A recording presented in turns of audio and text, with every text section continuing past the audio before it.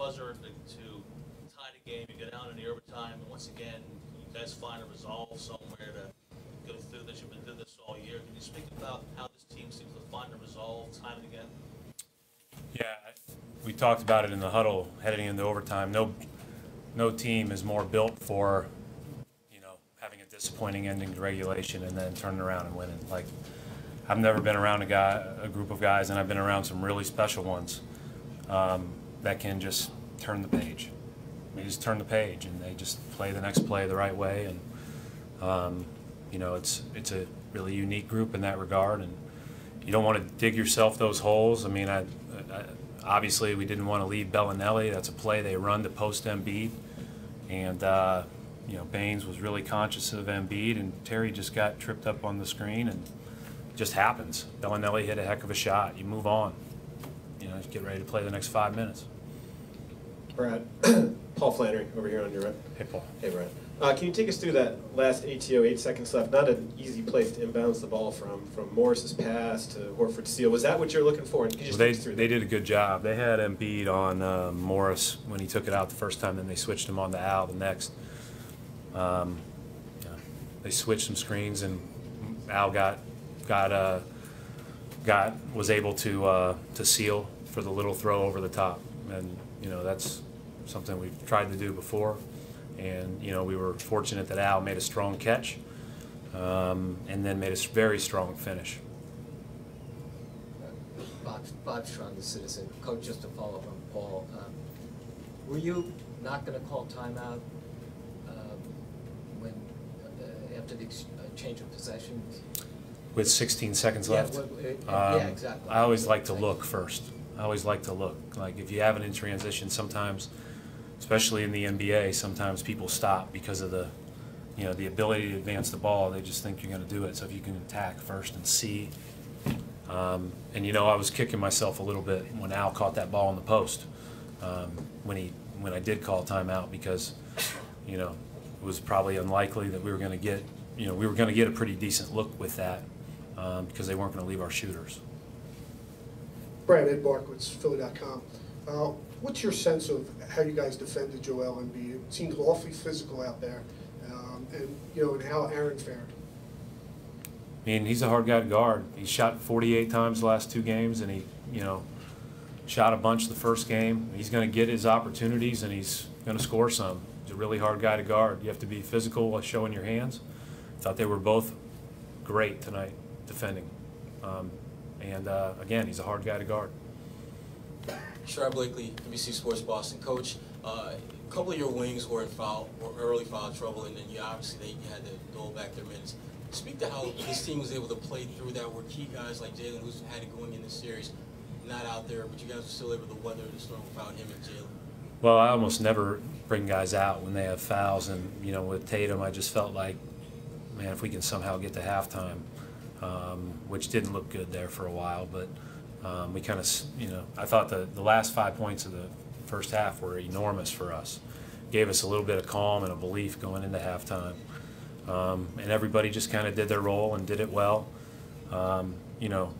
Shane gets thrown into overtime because, again, we're very conscious of Jalen minutes. The doctors and trainers are saying it's okay to let him play, and we're having that back and forth. But we wanted Shane to buy a few minutes in overtime, and first time he gets in, he dives on the floor and keeps the ball alive.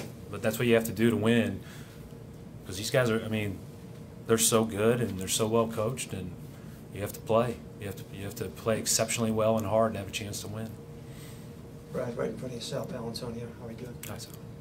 24 points leading scorer, Jason Tatum. How would you assess his performance tonight?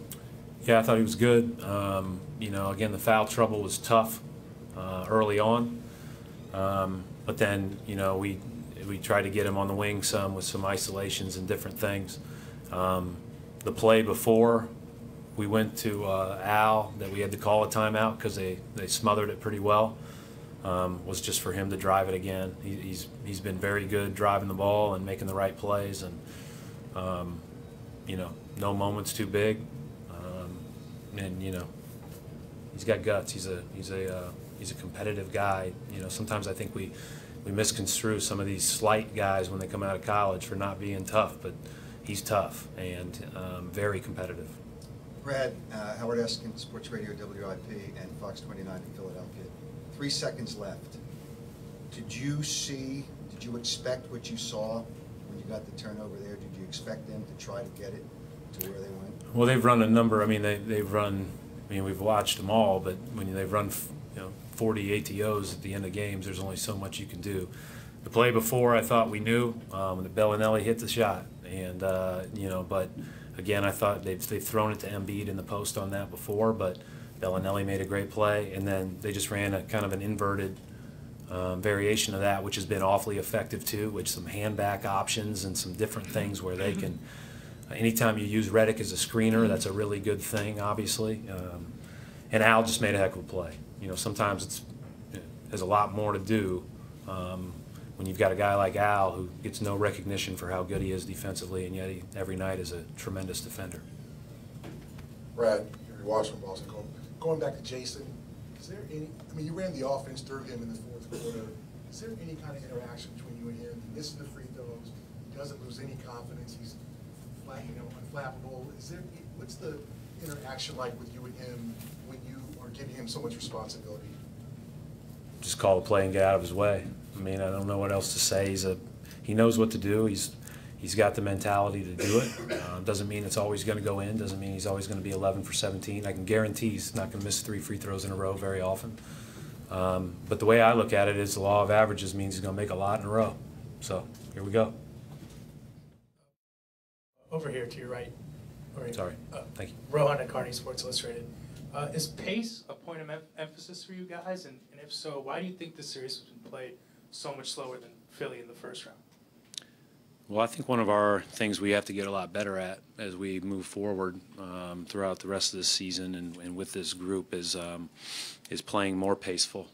And so we have not been a high-paced team all year, which is something that I'd like to increase. But it's not, we don't talk about it. We talk about pace, and I think you're probably referring to it in the full court, getting more possessions, getting up the court. We talk about pace and cuts, and if we have to shoot it at the end of the shot clock, it's because we've really worked to shoot it. But I don't think we're quite as paceful as we need to be, and I think that's why we struggle to score against these guys.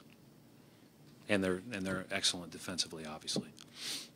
Mark Murphy, Boston Herald. Brad, you talked about that play where Al got the steal on that lob. He made a number of plays down the stretch, obviously. Just how much, with all your young guys, does he tie things together? Yeah, he's the stabilizer for our group. There's no question about it. When things get going poorly, everybody just kind of looks to Al, including the coaches. We all just kind of stare at Al and wait for him to say something. And then when he says something, we all feel better and take a deep breath, and maybe we can go into overtime and win this thing. Like he's unbelievable. Coach, again, Michael Longo, AP broadcast. Can you just talk about how surprised or shocked or pleased to be up 3-0, considering how both teams have played so well down the stretch for the end of the year? Well, I mean, I think the biggest thing is you're just focused on Monday.